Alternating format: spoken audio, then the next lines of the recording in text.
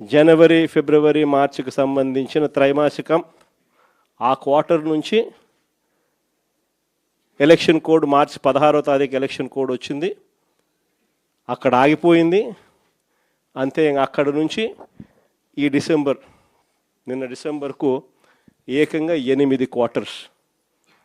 ఒక్కొక్క క్వార్టర్కు పిల్లలకు fee reimbursement కింద 700 కోట్లు ఒక్కొక్క క్వార్టర్కు త్రైమాసికానికి డబ్బులు ఇవ్వాల్సి వస్తే 8 క్వార్టర్స్ అంటే 8 × 7 5,600 కోట్లకు గాను కేవలం 700 కోట్లు ఇచ్చినారు.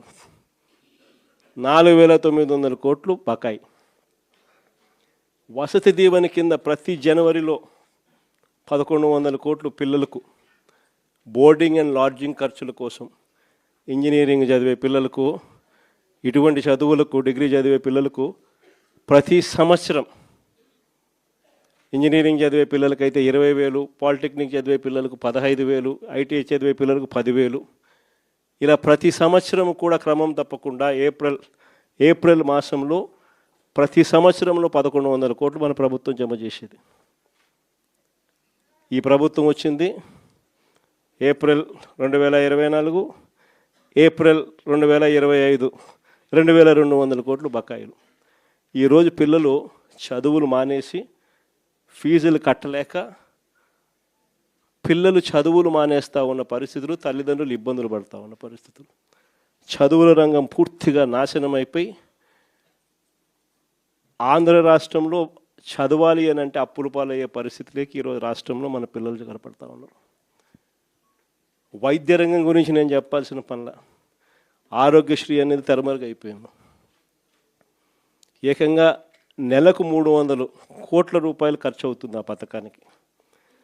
ప్రతి పేదవాడికి, ప్రతి మధ్యతరగతి వారికి ఏకంగా 25 లక్షల దాకా ఉచితంగా పేదవాడికి వైద్యం అందించే పరిస్థితి మన ప్రభుత్వం.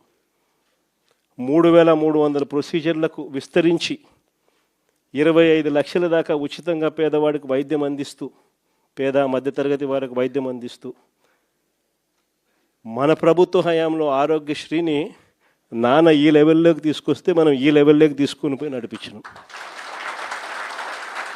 ఈ రోజుకి దాదాపుగా 20 నెలలు × 300 కోట్లు అంటే దాదాపుగా 6,000 కోట్లు. ఈ రోజుకి కూడా బకాయిలు ఎంత ఉన్నాయంటే 4,000 కోట్లు పైచులకు ఈ రోజుకి కూడా బకాయిలు. నెట్వర్క్ హాస్పిటళ్ళు బోర్డులు తిప్పేశాయి, పేషెంట్లను మేము చూడము అని చెప్పేస్తూ ఉన్నారు. ఈరోజు ఆరోగ్యశ్రీ అనేది హాస్పిటల్లో కనపడని పరిస్థితుల్లోకి చంద్రబాబు నాయుడు ప్రభుత్వంలో జరుగుతూ ఉంది. 104, 108 మన ప్రభుత్వ హయాంలో కోవిడ్ టైంలో కూడా ఫ్లాగ్ చేసి 104, 108 వెహికల్ మొత్తం పంపించి కొత్త వెహికల్స్ తీసుకొని వచ్చి ప్రతి మండలానికి పంపించిన కార్యక్రమం మందైతే ఇప్పుడు ఆ వెహికల్స్ అన్నీ కూడా పడకేసినాయి. తెలుగుదేశం పార్టీకి సంబంధించిన డాక్టర్ లివింగ్ హెడ్ అంటే ఎవడో కేవలం 5 కోట్ల రూపాయలు కూడా లేనోడు 104, 108 వాహనాలు కాంట్రాక్ట్ ఇచ్చినారు. పూర్తిగా బండ్లన్నీ పడుకున్నాయి, స్కాములు చేసినారు. పూర్తిగా బండ్లు రాక ఈరోజు 104, 108కి ఫోన్ చేస్తే 2 గంటల తర్వాత వస్తామని చెప్తున్నారు. 108కి ఫోన్ చేస్తే ఆరోగ్యశ్రీ అనేది పూర్తిగా పడకేసింది. వైద్యం అన్నది పేదవాడికి అందకుండా పోయే పరిస్థితిలోకి వచ్చింది. గవర్నమెంట్ ల్యాండ్, గవర్నమెంట్ బిల్డింగులు, పనిచేసే స్టాఫ్ గవర్నమెంట్ స్టాఫ్, జీతాలు ఇచ్చేది గవర్నమెంటు, స్కాములు చేస్తూ ప్రైవేట్ వాళ్ళకి ఇస్తున్నాడు. ఉట్టి జీతాలకే ఆ మెడికల్ కాలేజీలలో సంవత్సరానికి నెలకు 5 కోట్ల రూపాయలు ఒక్కొక్క కాలేజీలో అవుతుంది.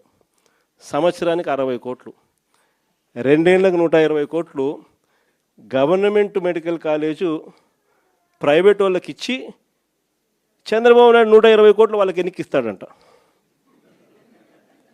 ఇది ఎక్కడైనా మీరు విన్నారా? గవర్నమెంట్ది ల్యాండు, గవర్నమెంట్ది బిల్డింగులు, గవర్నమెంట్ స్టాఫు, జీతాలు ఇచ్చేది గవర్నమెంటు, నడిపేదేమో ప్రైవేటు, లాభాలేమో ప్రైవేటు కంట. ఇట్లాంటి దారుణమైన స్కాములు చేస్తే మేము అధికారంలోకి వచ్చినాక 2 నెలల్లో బొక్కలు వేస్తానని చెప్పిన.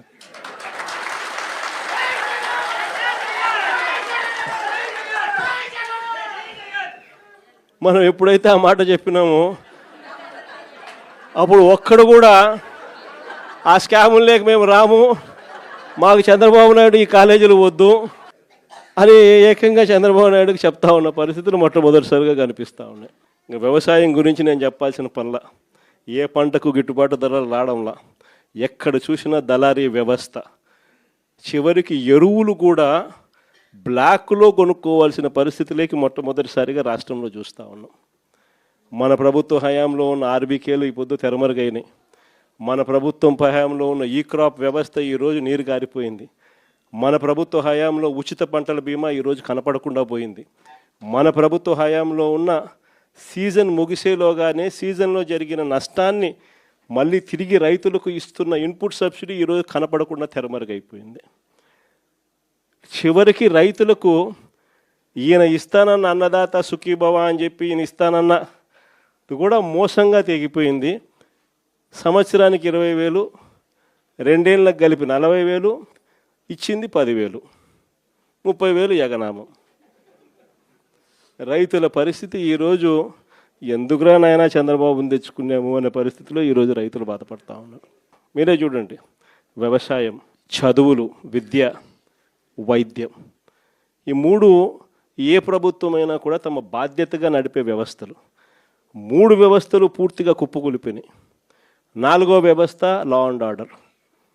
ఈరోజు రెడ్ బుక్ రాజ్యాంగంతో 4వ వ్యవస్థ పూర్తిగా దిగజారిపోయిన పరిస్థితిలోకి ఈరోజు కనిపిస్తూ ఉంది. మరి ప్రభుత్వంలో ఈయన ఉండేది ఎందుకు ఈయన ముఖ్యమంత్రిగా పరిపాలన చేస్తూ ఉన్నాడు? అందరికీ అన్ని ప్రైవేట్ ప్రైవేట్ ప్రైవేట్ ప్రైవేట్ అనేసరికి ఆ ముఖ్యమంత్రి కుర్చీ కూడా ప్రైవేట్కి ఇచ్చేయచ్చు కదా.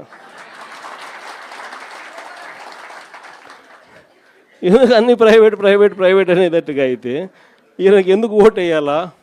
ఈయన ఏం చేయడానికి అని చెప్పి అక్కడ ఉన్నాడు. ఇలాంటి పరిస్థితుల్లో ఎవరైనా ప్రజలు ప్రశ్నిస్తే చంద్రబాబు నాయుడు గారికి అసహనం, వాళ్ళ మీద కేసులు పెట్టడము, వాళ్ళ మీద తనకున్న కోపాన్ని చూపించడము, ఇవన్నీ కూడా జరుగుతూ ఉన్నాయి. ఇలాంటి పరిస్థితుల మధ్య నిజంగా వైఎస్ఆర్ కాంగ్రెస్ పార్టీ ప్రజలకు తోడుగా నిలబడే కార్యక్రమం చేస్తూ ఉంది.